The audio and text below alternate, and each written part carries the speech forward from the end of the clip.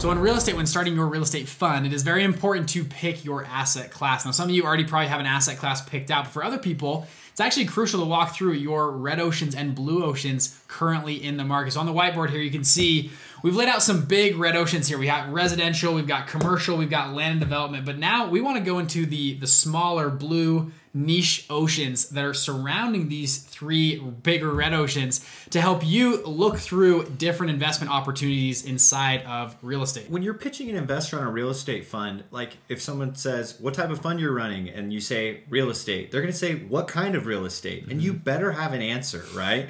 Otherwise, you just lost that investment for sure. Typically, investors want to see expertise in a certain area. I was actually on a coaching call today. One guy was telling me, he's like, Bridger, we're gonna run a fund that we're gonna do trading and we're gonna buy and sell small business. We're gonna do fix and flips. And I was like, whoa, hold on. Do you really think an investor is gonna believe that you have expertise in fix and flips, but also you're an incredible trader? And also at the same time, you're also a very good purchaser of small businesses. And typically you see funds, even funds, multi-billion-dollar funds that stick to one specific asset class. They say, we do class B multifamily apartments above 200 units. And it's a multi-billion-dollar fund. And if they want to go into a different sector, they launch a different fund for that sector. Typically you see that, especially with small time funds. So Lincoln, let's dive into the different types of real estate oceans we have here. Let's do it. So, I mean, you've got three main kind of pools, right? You've got residential, real estate that people live in, commercial, any sort of business related, and then land and development, which is kind of its own in itself. Okay, so first up, we have single family, right? This is very common if you're syndicating deals, maybe a fix and flip, but can you do that at scale, right? Is there enough market? Is there another real estate fund that focuses on that area? Typically low cost, easy access, right? High liquidity. So we went through and actually filled out this whole whiteboard. So we started out with single family homes under residential, right?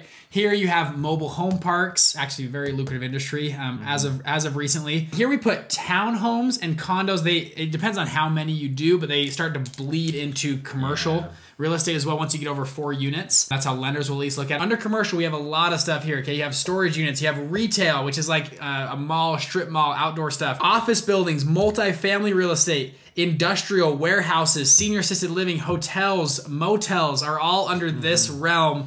There's actually a lot of stuff going on in here. So back to the beginning, we mentioned you want to be pretty specific on what type of real estate you are going to show an investor and say, hey, we are absolute experts in industrial space between 20 and 30,000 square feet. We just know the industry inside and out, or my partner knows the industry inside and out, and that's what we want to do.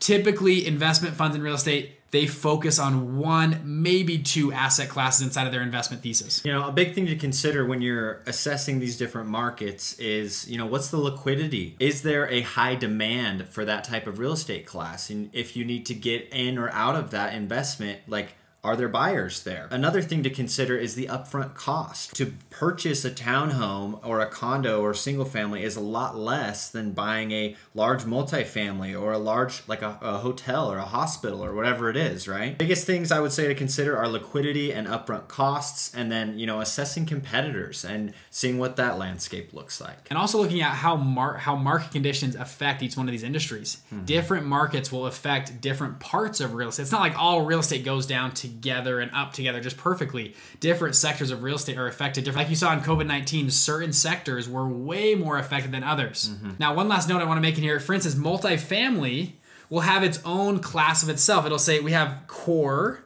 we have A, we have B, we have C, we have D. I'm getting all the way down the corner here, okay?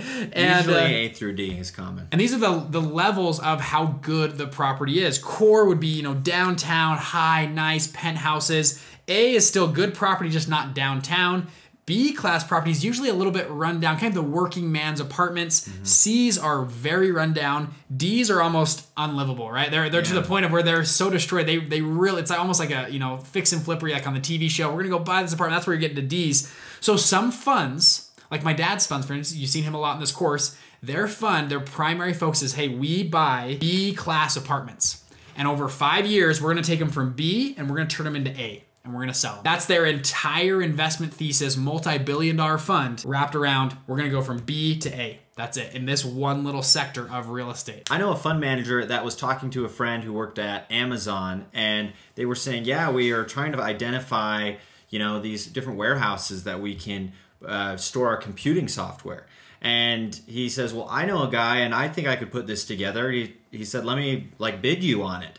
And he did. And now he's like the go-to man in this market for Amazon. So there may not be initially a ton of opportunity in each of these asset classes, but when you dig a little deeper, you'll find out that there is. Now over to our last section. This is kind of obvious, but land and development. So this is taking raw land and you're going to develop maybe single family homes. You're going to go and develop storage units. And sometimes there's certain funds that all they will do is get land development. They will prep lots and then sell those lots to a builder for single family, right? That's an entire process. Entire fund might do that one step. Now, other funds down here, if you're taking a Class D apartment and upgrading it, that might be coming into this development realm, might be mixing the two as well. So these are the few classes you can look at. Now, there are a lot of subcategories that we have not covered, but we want to give you a little outlook of what's going on in the real estate space right now.